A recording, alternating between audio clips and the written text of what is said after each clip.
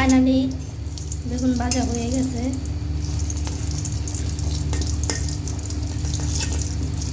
একটু বেগুন ভাজা হয়ে গেছে।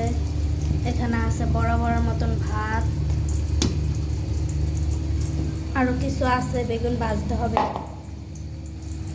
আজকে এক বালতি জামা কাপড় দিতে হবে, আজকে প্রচুর কাজ, জামা কাপড় দিতে হবে। এই তো সকালে নাস্তা খেয়ে রান্না বান্না করা শেষ। এই তো এখানে আছে দুন্দুর কহি কহি দিয়ে ডিম ভাজা,